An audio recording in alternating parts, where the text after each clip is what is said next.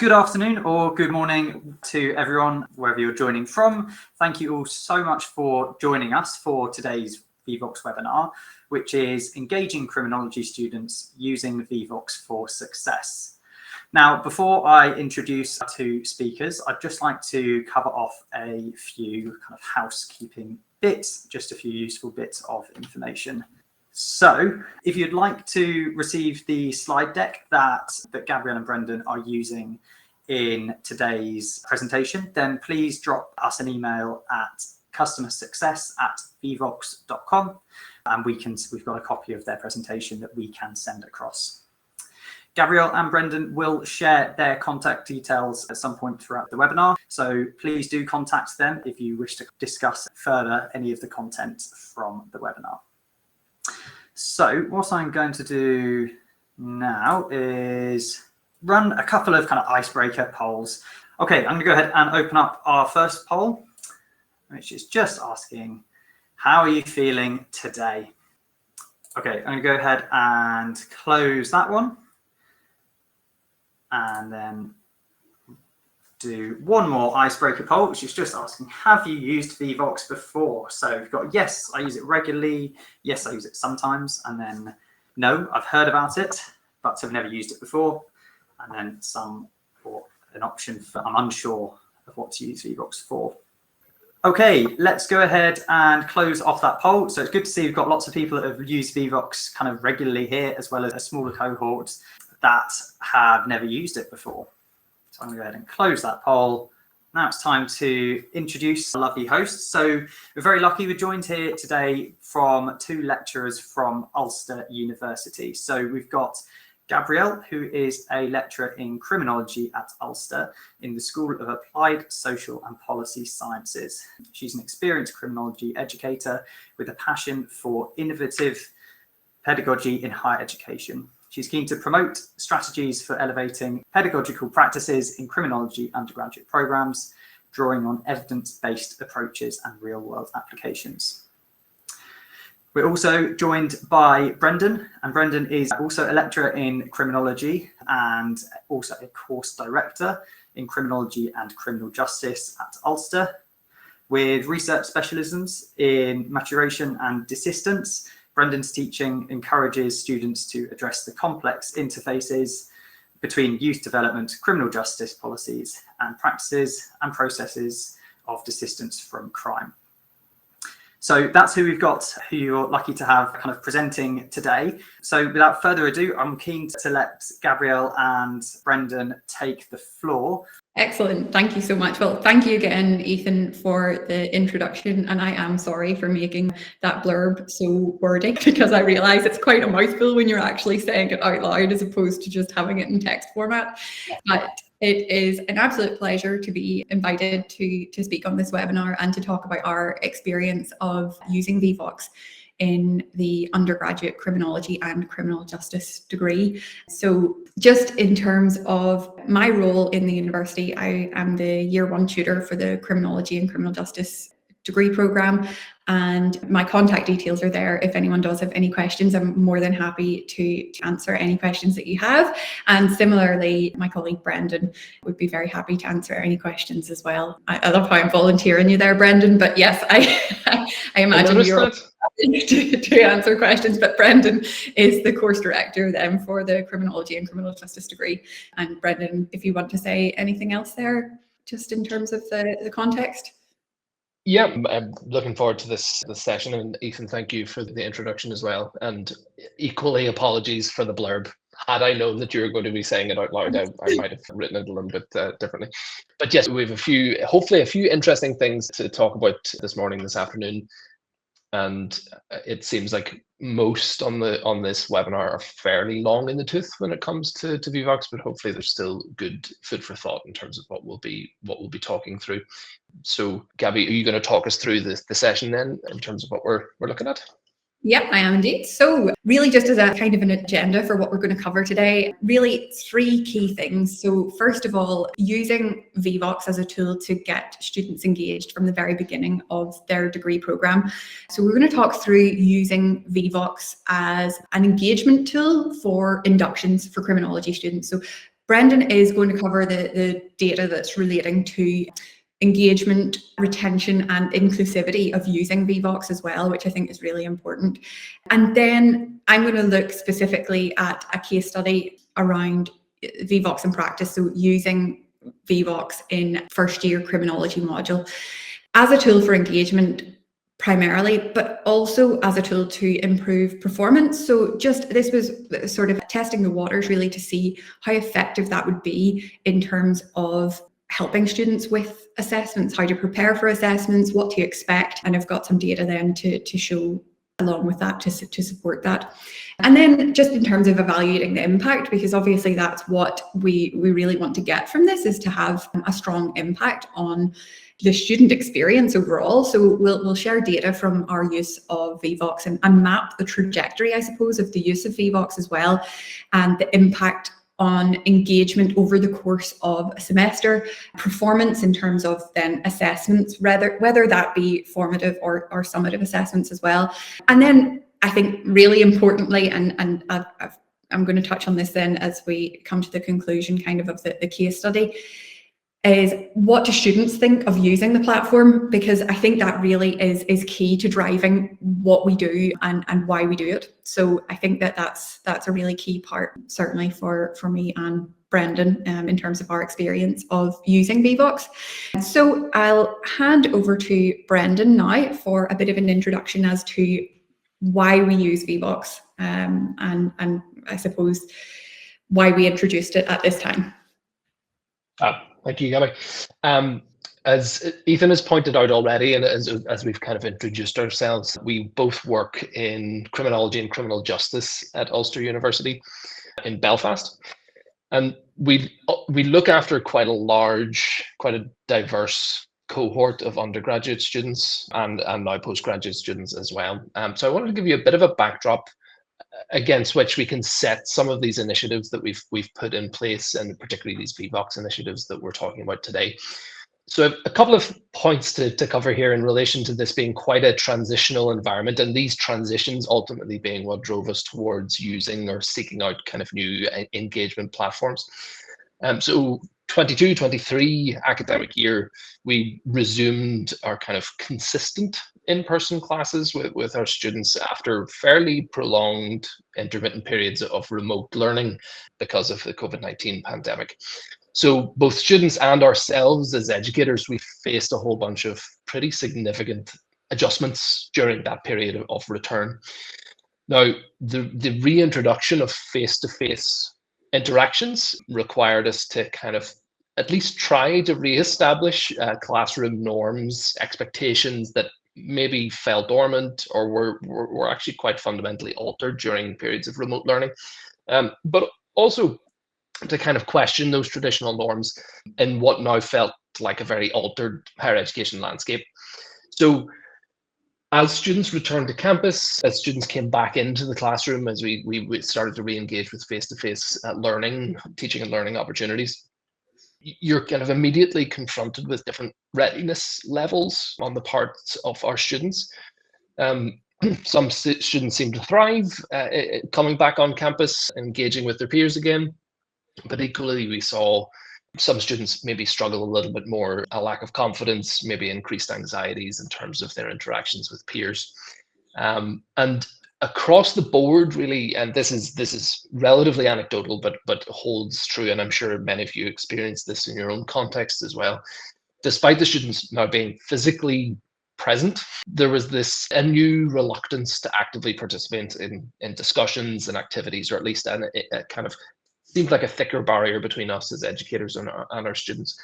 And so that we were confronted with that resistance in our lectures, in our seminars, our workshops.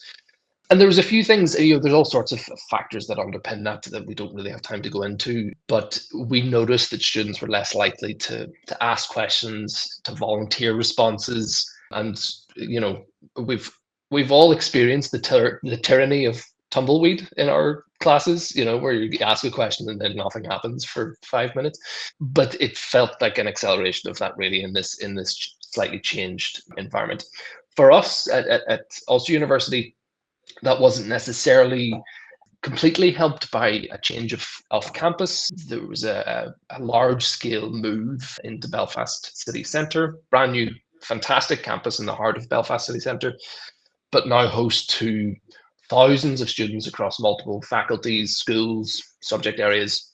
And so quite a complex process of transition for our students, especially for our incoming first years. This was quite a daunting environment to come into, and daunting for us as well, and my colleagues.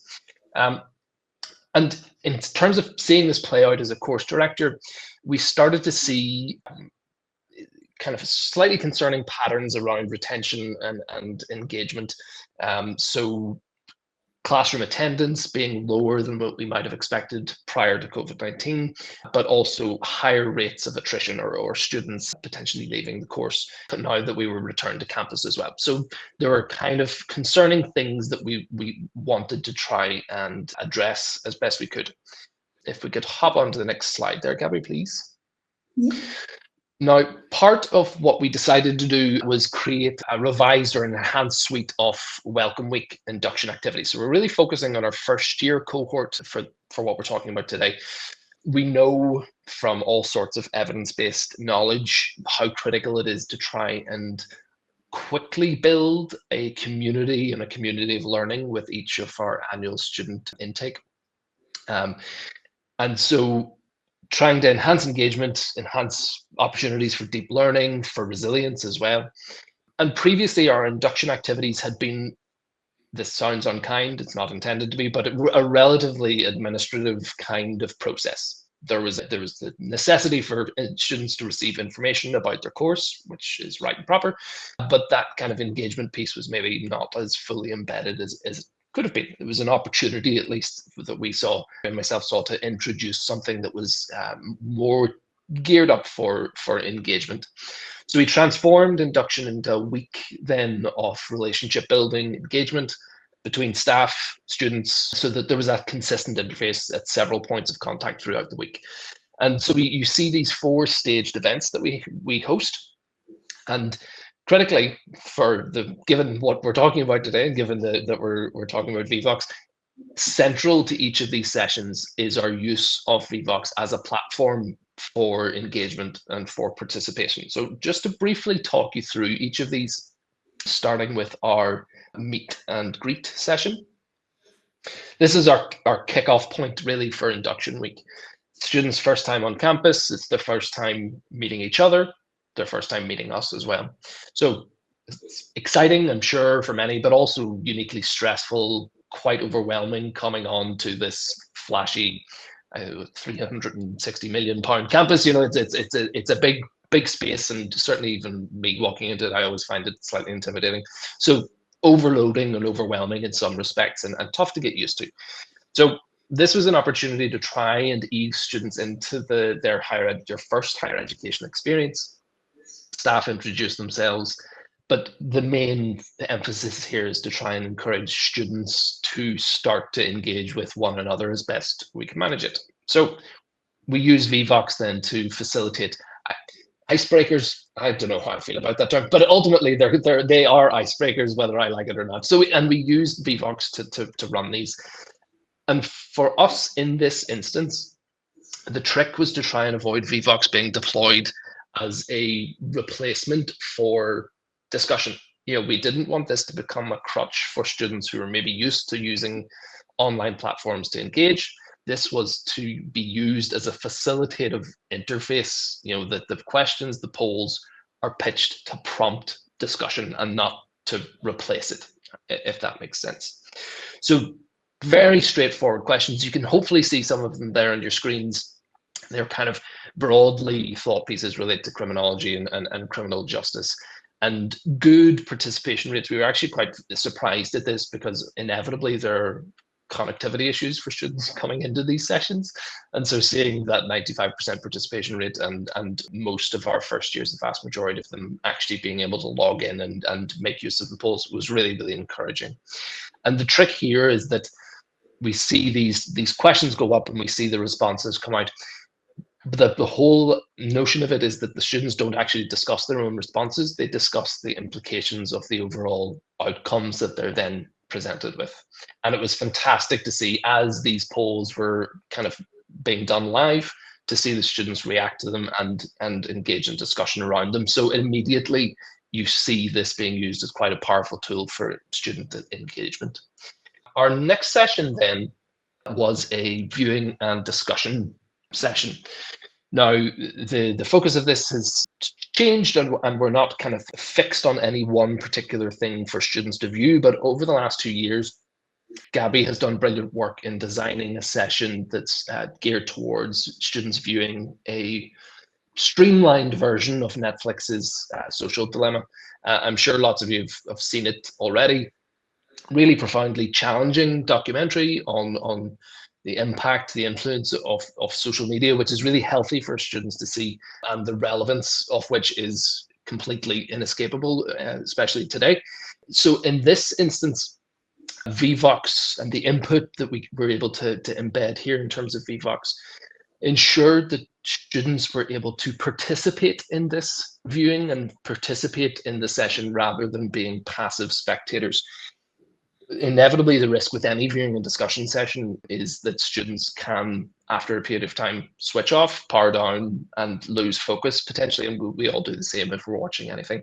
So this became a tool where we could check in and engage in discussion intermittently throughout this session. Now, the low participation figures here is a little bit of context, because this was used as a group discussion tool or mechanism. So students would engage in group discussion at their tables before posting collective responses to some of the questions that they were then presented with. So it's actually quite the participation is low because lots of people were joining in, but only a small number then were actually posting responses at each table.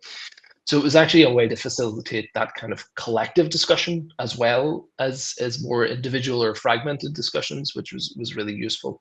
And Gabby, I wonder if you want to jump in here as well, because I think in terms of critical thinking skills, it was really a powerful tool as well. Definitely, yeah, thank you, Brendan. So I think in terms of, although we don't necessarily assess critical thinking at first year, it is something that we look to build over the course of their degree program, and it's certainly something you want to get them thinking about from early on.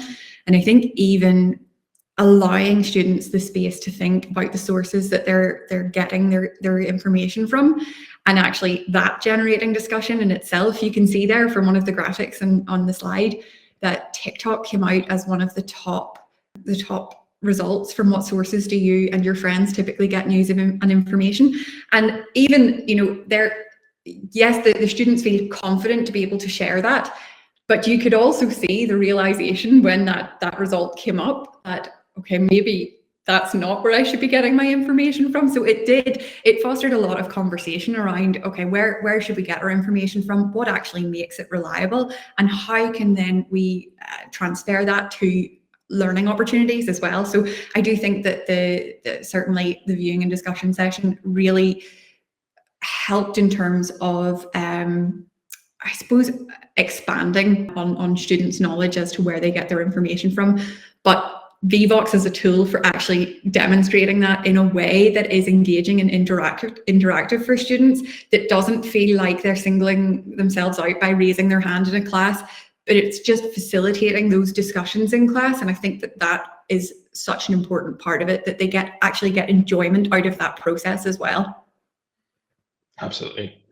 And then kind of linked to that session is our final interactive, or mostly interactive session, which is a news, crime and media workshop.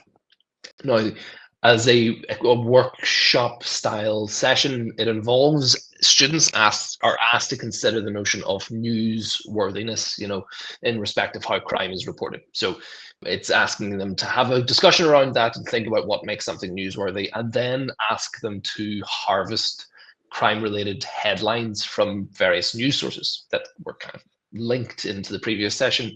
And you see some examples of those being posted on the left-hand side there. So these headlines then appear live on their, in terms of their mobile devices, but also on screen.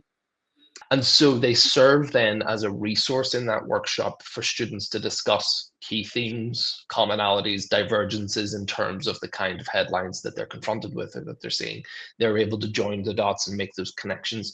So again, it provides this really intuitive, very straightforward for them, interactive means to prompt discussion and actually prompt their analysis as well. They're engaging in kind of soft analysis of these things.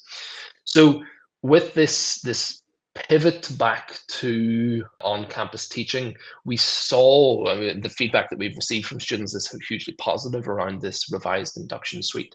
But we've equally, in terms of more hard-nosed analysis, we've seen over the last 2 years since this has been implemented, quite a significant uptick in our retention rates. They're not, this induction session in and of itself is not a silver bullet, but it certainly helps in respect of that. It certainly helps when it works in tandem with excellent work that's done in other year one modules. So speaking of which, I'll hand you back to Gabby now so that she can talk through that work. That was very smooth, Brendan. I like that. So I'm just going to talk now about, I suppose, moving on from the induction side of things then into a semester 2 year 1 module. So they'll have had their introduction to using the platform and using that as a tool to generate discussion as well, but now applying it more so to the likes of assessment. So before I kick off with the objectives here, I'm just going to stop sharing the presentation, and I am going to, bear with me, just open a poll here. And if you can, just have a look there and see, have you embedded Vevox for assessment preparation? And if you want to record your answers there, just to get a feel for whether or not this is something that you've typically used Vevox for before.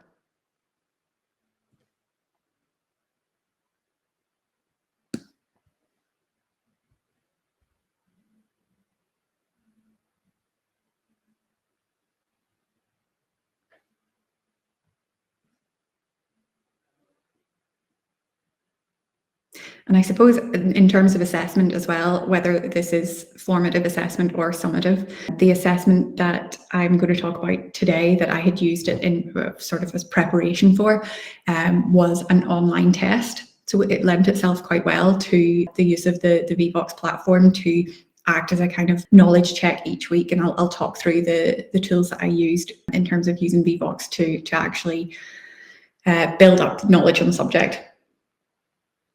So I'll just give it another couple seconds here.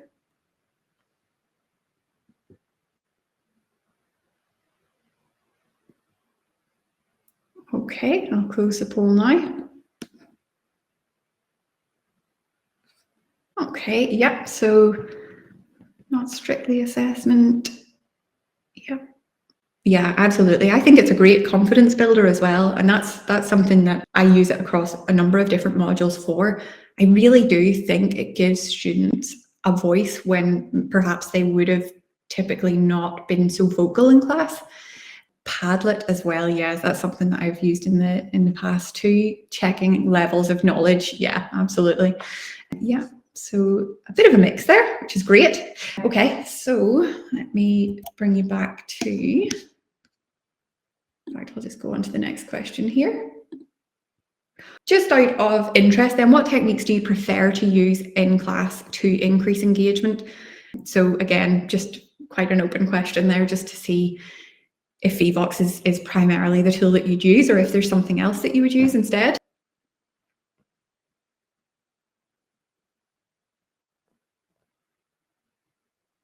As you can see, I'm quite a Schitt's Creek fan.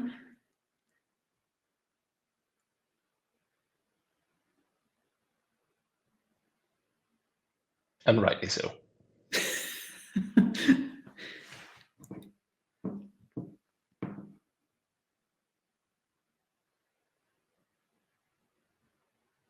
I think what Brendan had said earlier in terms of the inductions, that what we were very mindful of is that we didn't want Vevox to be seen as a kind of cop-out where, oh, well, if I participate using this platform, then I don't need to join in discussions. We very much gear this towards, this is to facilitate discussions. So actually bringing having the answers there live, but actually then using that to stimulate discussion, we found really particularly good. But also for getting to know each other in classes, whether that be in a lecture format where perhaps it's a bit daunting because there's so many people, but in a seminar or workshop format as well, just to have those smaller groups and to actually give students the confidence and to get enjoyment out of it as well, because I do think that you're definitely going to learn better when you're actually enjoying the lessons, the content, and engaging with that. So I'll just close the poll here. Yeah, absolutely. I think physical participation, having that collaboration in class facilitated in different ways. Yeah.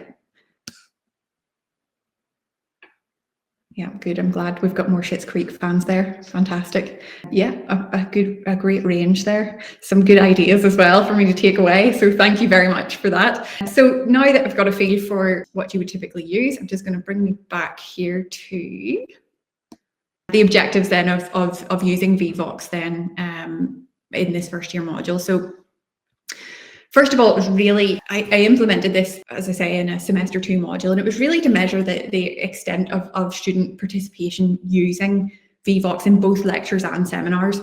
So I wanted to really quantify how much students were actually engaging through Vevox during these sessions.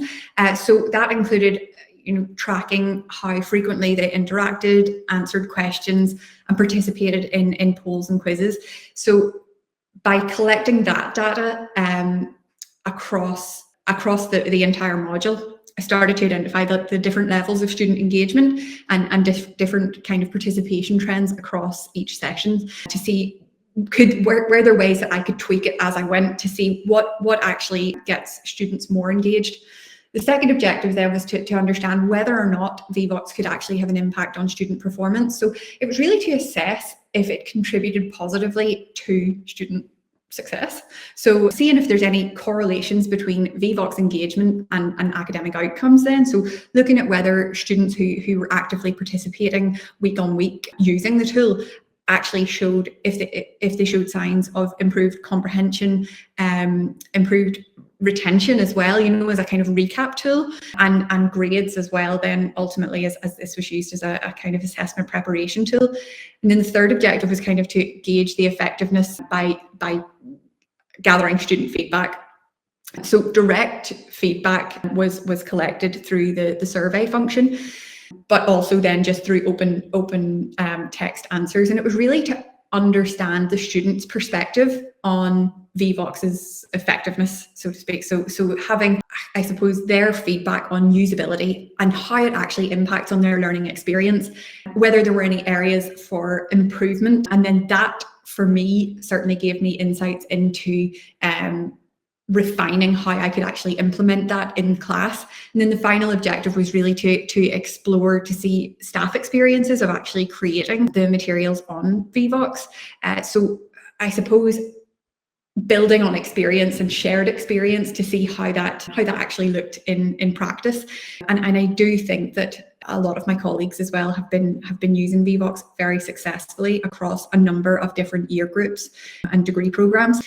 So in terms of thinking around what features were most beneficial whenever I was running this kind of pilot study, the anonymous Q&A was a great starting place because it allowed students to know, to build their confidence in the platform, and to know that when they were asking questions, it was anonymous, that they could put themselves forward without feeling in any way intimidated.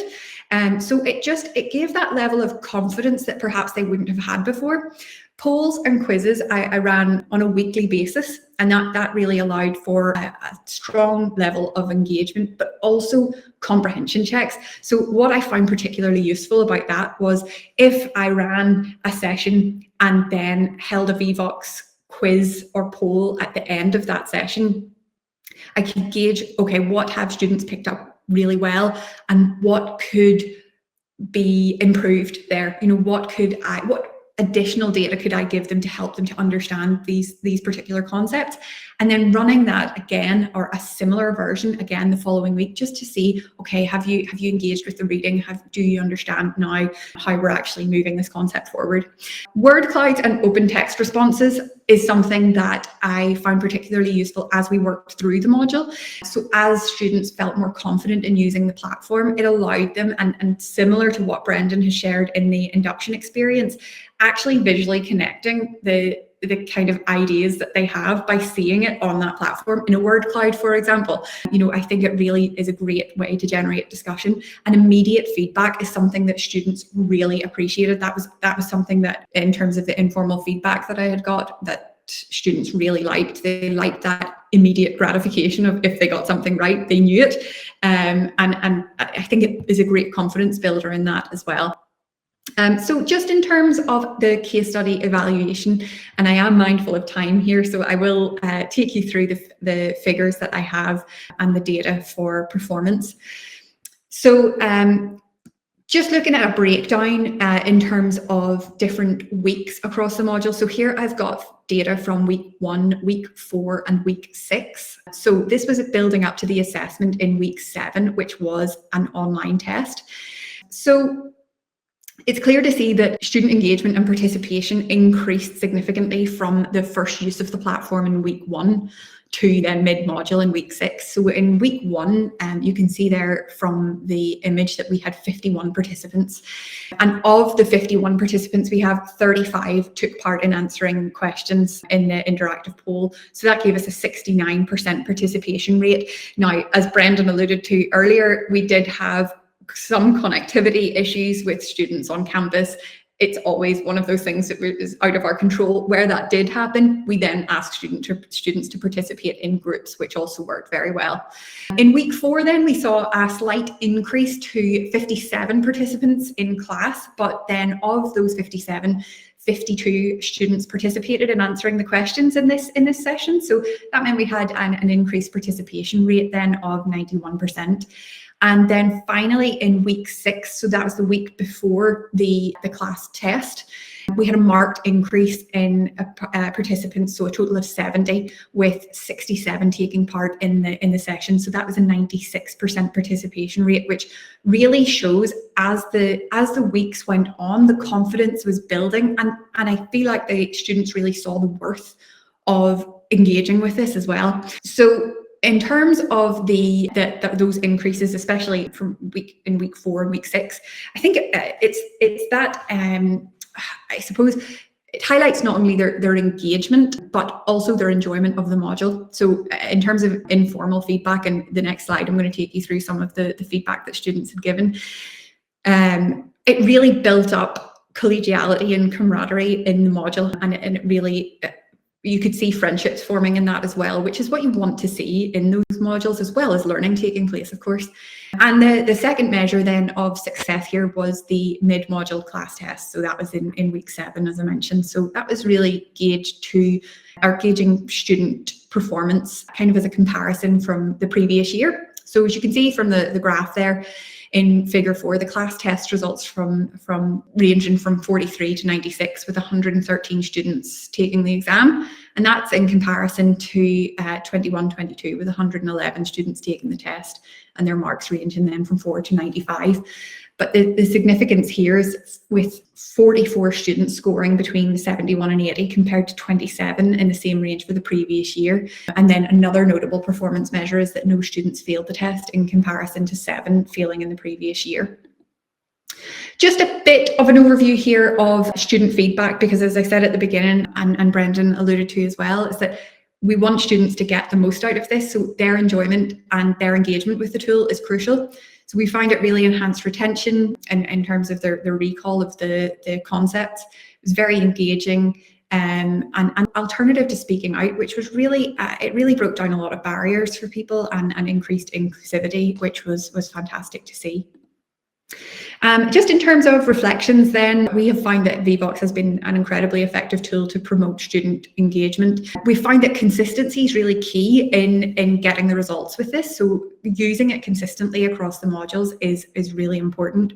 And in terms of next steps then, it was really just rolling this out across other modules as well. Of course, we've done the induction year 1, but I know both Brendan and myself and other colleagues have been using it across year groups, and hopefully these slides will be shared as well. But just as a quick screenshot there of some data across year groups, you see there the year 1 module and participation rates, a year 2 module and year 3 as well. So across year groups, it has been a really effective tool for engagement. So apologies for the timing there, Ethan, but hopefully that is a good coverage there of our experience with the Vevox platform. Well, yes. So before we do want to make sure we get to questions, I'm aware we're at time, but I think we can stay on for a few more minutes just to answer a few of these questions. If you do have any questions for Gabrielle and Brendan, please do put them into the Vevox Q&A and we'll get to them now. Let's go ahead and jump into the Q&A. So the one that's at the top with the most likes is, do you use Q&A with your students? Which I think you said yes, but I don't know if you want to kind of expand on that at all. Yeah, absolutely. What I actually have been doing with my modules recently, now off the back of that kind of initial pilot, was having a Q&A open throughout the module so that students could ask questions at any time and not just in that class. So having the Vevox ID available for them so that they could ask questions, and again, anonymously, if that's the way that they felt more comfortable to ask. So then it was just a case of recapping those questions in each session so that everyone had those answers. You know, I think that's the important thing as well, making it sure it is a really inclusive tool. So addressing it via the Q&A on the platform, but also then addressing it in the class, because I think it can generate discussion, because quite often a lot of people have the same questions but are a little bit afraid to ask. So I think it's again, Q&A was a really good way to facilitate discussion. Definitely. Brendan, I don't know if you have anything to add on that. Go on. Just that it's actually, it can be a tricky one to manage insofar as without prompts, students sometimes don't necessarily engage with the Q&A function. So it's something that I'm learning over time, is to make sure that you're constantly and consistently signposting its existence. You know, that here's this function, you should make use of it, and we'll check in regularly to see if there are questions.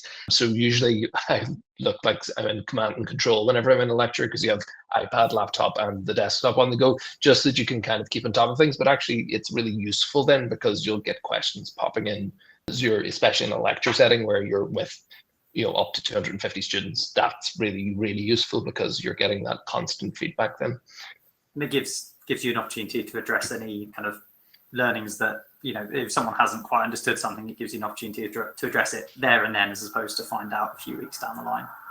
Absolutely. So I think you've talked about this as well, but do you find that using Vevox has also kind of prompted more verbal discussion in class, or is it all just through Vevox now? Yeah, I think we both, I guess, alluded to it in different contexts, but our whole goal, I think, particularly just to speak specifically to the induction suite, our whole goal was for it not to just be over Vevox, and that because it's such a comfortable and intuitive interface. I guess that's the risk, is the students are like, okay, I'll just stay in this box, and you know that it's nice and comfortable here, and I'm used to it, especially coming from that kind of peri-pandemic context.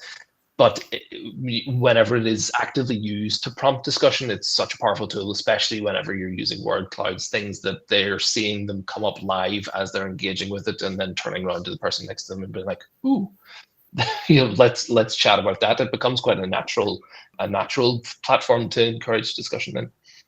Definitely. I think when we're doing training for staff members in terms of how to start using Vevox, we're always keen to make them aware that, you know, Vevox is a tool to help you. It shouldn't become the Vevox show. You know, the content is still the main thing. Vevox is just there as a kind of a helping hand. Someone was saying those results over weeks 1 to 6 are incredibly powerful. So absolutely they are. And obviously you can't fully attribute that to Vevox necessarily, but it certainly sounds like it was a key kind of factor. Definitely.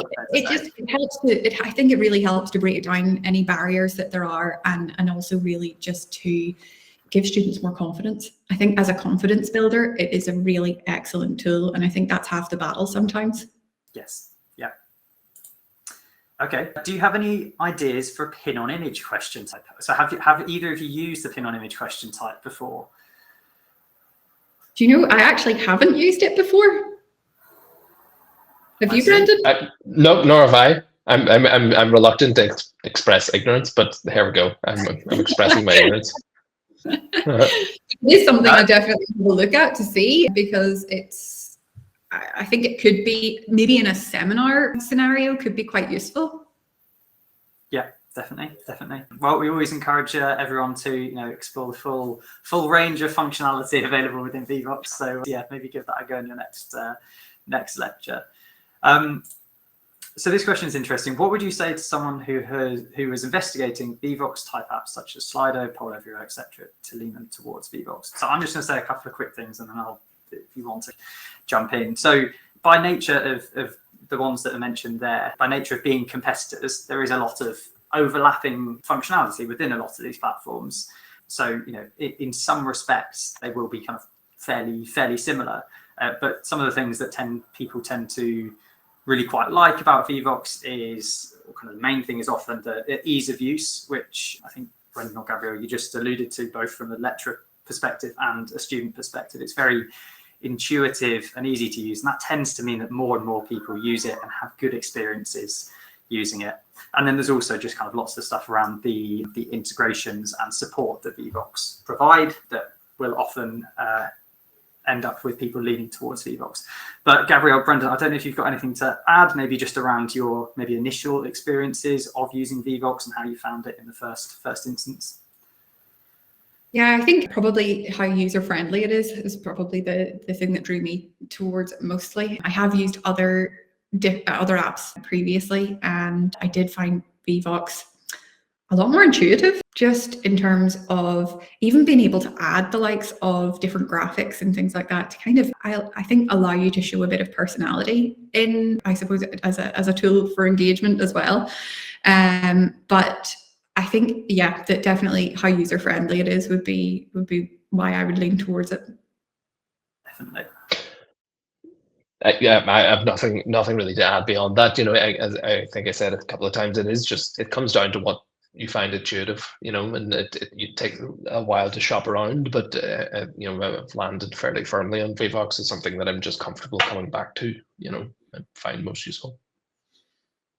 Someone here just saying, I find Vevox so much easier to use and pick up quickly. So yeah, kind of the same sorts of things. Someone saying, great presentation, thank you both. A colleague of mine had a problem with abusive, toxic language being used, taking advantage of the anonymity. How would you deal with this? Yeah, so I have experienced this in the past with another platform. So I was very mindful of this when I first used Vevox, and explaining to students that, and Ethan, I think that the particular license that we have at Ulster allows us to see the data. Although students appear as anonymous, we can go in to see who has shared what particular comments. Now, I would only ever use that if there was an issue.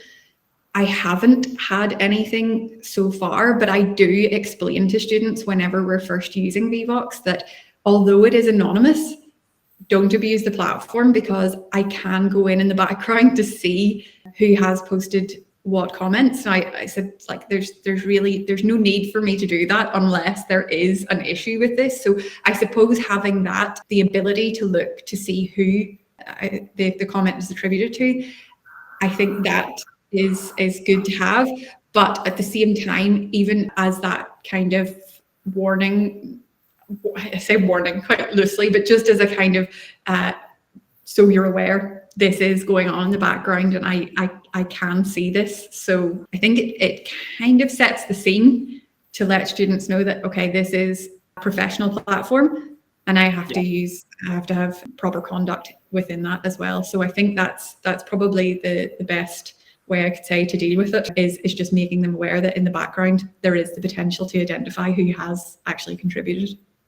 Yeah, fantastic. Just to provide a bit of context there, so Gabrielle mentioned that Ulster, they're able to kind of identify their students even though it's anonymous. So that's because they have something called participant SSO set up. So that's kind of how they're able to do that.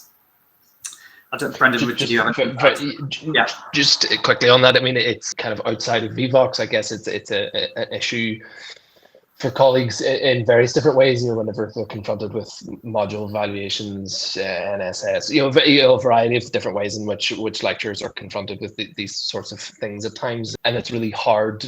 It's very difficult to deal with them in the moment. And the best thing as a colleague to do is to make sure that your colleagues are as well supported as possible, and make sure that you're sort of checking in with them and then having those conversations to see what's going on in the longer term. But in the moment, it's very difficult, beyond kind of filtering out toxic and abusive stuff, but it's trying to reinforce the student contract in those moments is kind of key. But it's hard stuff, and I'm sorry that your colleague has had to do with that.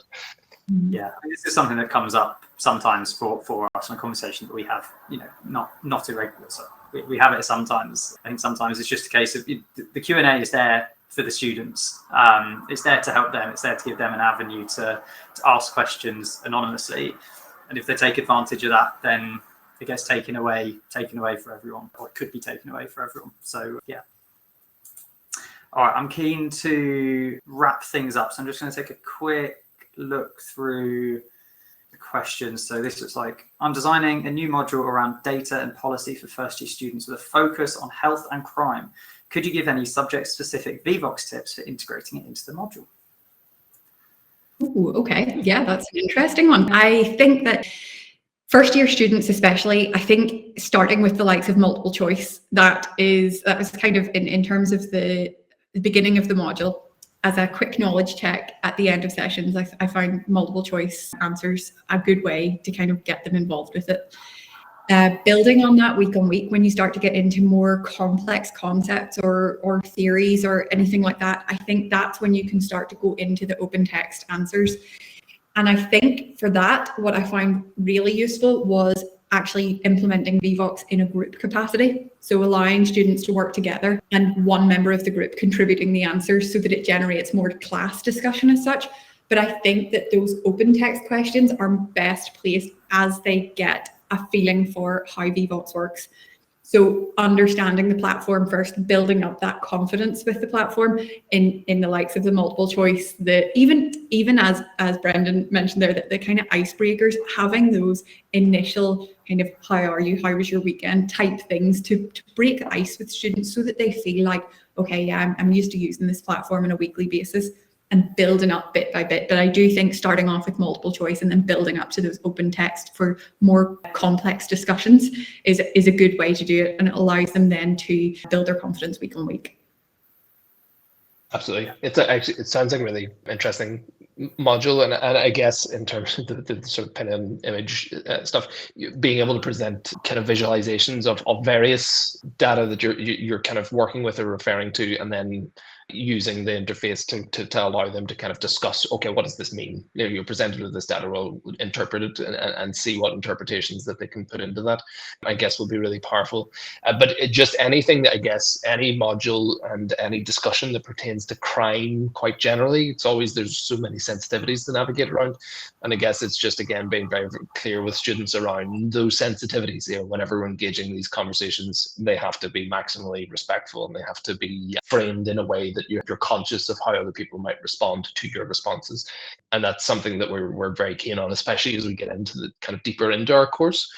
Drugs and crime, my own module on rehabilitation and assistance, there are some really complex and hard conversations that we want to have with our students, and Vevox presents actually a really good way to have those conversations in a way that's sensitive and managed and relatively carefully curated. Yeah, definitely. I just want to ask one final one and just ask for a quick short form answer. Do you notice a perceivable difference in your classes where you use Vevox versus those where you don't? Yes. Yeah. I think it's longer to build conversation, to build a rapport and an understanding between myself and the class. I think that with Vevox, it breaks down barriers much quicker and allows you to get into the session much quicker. Sorry, I'll stay short form. Brendan, have you got anything? It's also energizing, especially if it's a lecture style format, and there's relatively sort of didactic delivery going on. You're talking quite a lot. Those kind of moments of interactivity via Vevox you can feel that energizing effect that it has. It's like a break, but a productive break all of a sudden. And so yeah, it's just useful to kind of check in, but also give that breathing space for the students to decompress, think about what they've just been kind of engaging with, and then go again. So it's really, really powerful in that respect. Yeah, all right, fantastic. Well, I'm going to leave things. I'm aware that we're at a little bit over time now, but I just wanted to give a massive thank you to Gabrielle and to Brendan for delivering this fantastic webinar for all of us today. I think based on how many questions we've got left still to answer, I think it's been really well received. So thank you both so much. And thank you to everyone that has attended the webinar. Thank you so much for joining. We've got another one on the 27th of November, all around collaborative learning. So do come back along if you're keen to learn about that. And just finally, our feedback survey is still open. Please do fill that out. We'd love to hear about what went well, what we could have done better. So I'm going to go ahead and close things off there. Thank you so much for joining. Thank you again to Gabrielle and Brendan. And yeah, I'm going to close things off there. Goodbye, everyone. Thanks, Ethan. Cheerio. Bye.